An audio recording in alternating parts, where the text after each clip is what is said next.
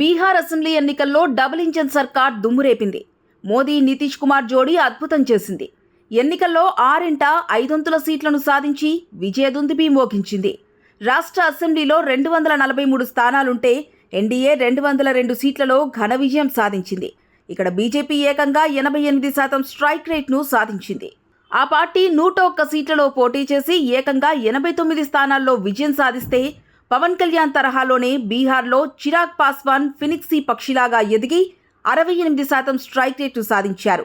గత ఎన్నికల్లో కేవలం 1 సీటుకే పరిమితమైన ఆయన ఈసారి 28 సీట్లలో పోటీ చేసి 19 స్థానాల్లో తన పార్టీని గెలిపించారు. ఇక సీఎం నితీష్ కుమార్ నేతృత్వంలోని జేడీయూ కూడా 101 సీట్లలో పోటీ చేసి 85 స్థానాల్లో గెలుపును సొంతం చేసుకుంది.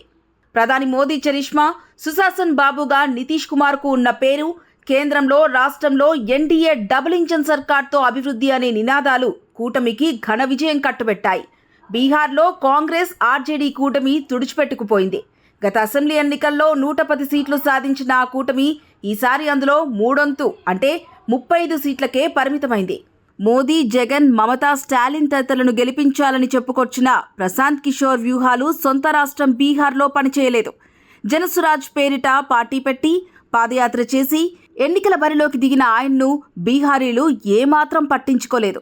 వెరసి అసెంబ్లీ ఎన్నికల్లో బీహారీలు ఎన్డీఏకి పట్టం కట్టారు.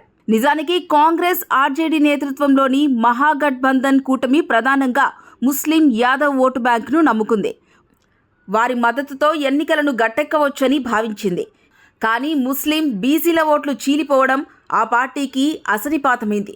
అదే సమయంలో ఎన్డీఏ మాత్రం మహిళలు, అత్యంత వెనుకబడిన వర్గాలను ఆకర్షించింది.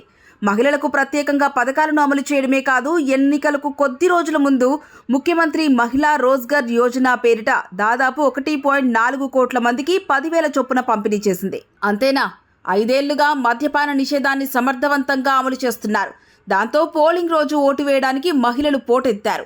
పురుషుల కంటే దాదాపు 10% అదనంగా ఓటేశారు. ఎన్డీఏ కూటమి విజయంలో ఇది కీలకంగా చెప్పవచ్చు. తెలుగు రాష్ట్రాల వైరల్ న్యూస్ కోసం ఇప్పుడే సబ్స్క్రైబ్ మరియు ఫాలో చేయండి.